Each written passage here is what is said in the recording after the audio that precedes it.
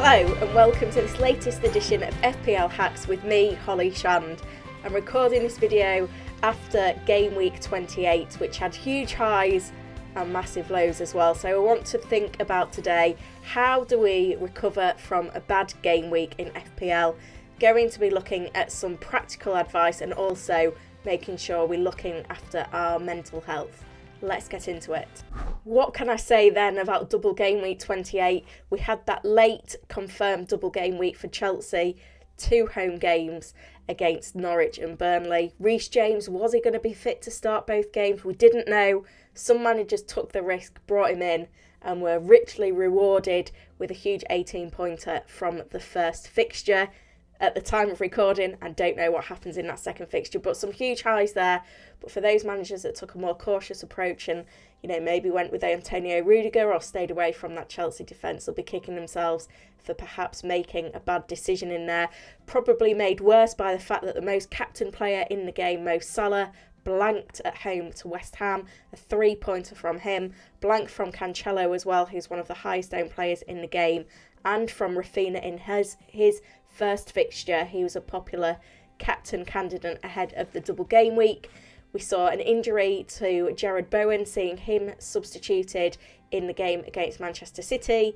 And then to add insult to injury for those of us like myself that played a bench boost, Raul Jimenez was on the bench for a second game running. Lucas Dean was not in the squad for Aston Villa, and neither was Marcus Alonso for Chelsea. So a bad game week for some, a great one for many. But how do we bounce back from a bad game week?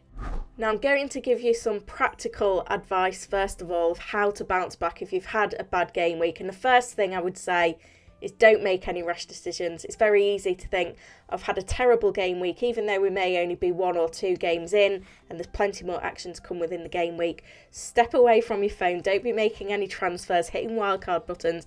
Wait until the game week is over before evaluating it and come back ahead of the next deadline, hopefully when you've calmed down a bit from the disappointment, to be able to make a more rational decision ahead of the next game week. We have to remember FPL is a marathon, not a sprint. Now, you could easily lose the FPL season in one game week by making a bad decision, but for those of us that are chasing mini league success or a high overall rank, that will not be lost in one single game week because of one bad decision. So there is plenty more opportunities even this season to gain and make up ground if you feel like you've lost it in a game week.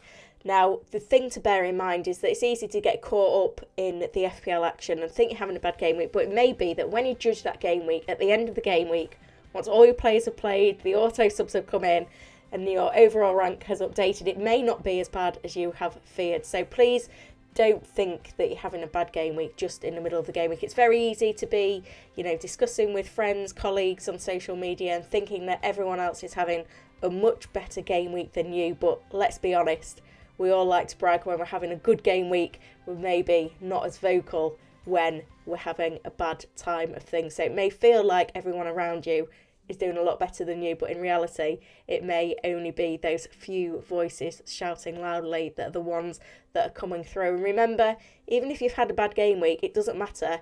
Game week 38 and your overall score and rank after game week 38 is the thing that matters. The whole season as a whole, not each game week individually. So just have a think about that. And if your season has sort of gone astray, try and set yourself different targets from maybe what you had at the start of the season.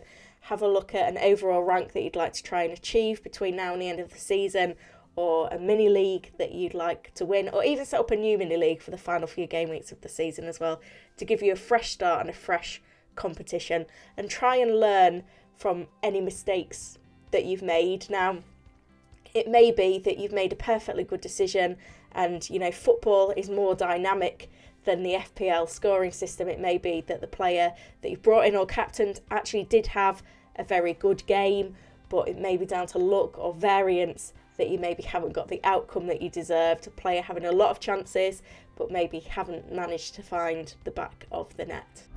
Now, I do want to touch on mental health when it comes to playing FPL, because I have seen, particularly this week, but this does happen several times during a season, that managers have maybe had a bad game week and it's really affecting their mental health and are struggling to know how to deal with that, how to overcome that. Now remember, FPL is a game that we all know and love, and it's there to be enjoyed. It's meant to be an escape from the real world, something that you can enjoy on a weekend. Now, if that's not happening for you right now, and it's something that's affecting your weekend negatively or your life in general, then it's time to step away, have a break, and maybe start afresh next season, because it's something that needs to be enjoyed. Try and, avoid getting bogged down with a bad game week. If you're having a bad game week on the weekend, and I know from my own experience, it's very easy to let a bad FPL weekend ruin your weekend as a whole. But you need to, think about life beyond FPL if it is getting you down. Socialise with your friends or family, and just get out there, go for a walk, just do something different to take your mind off FPL, and find enjoyment in other things. And if you are, really struggling and you can't, recover from that bad game week in FPL on a mental health perspective, please do, reach out to all the organisations out there to get some extra support if you need it.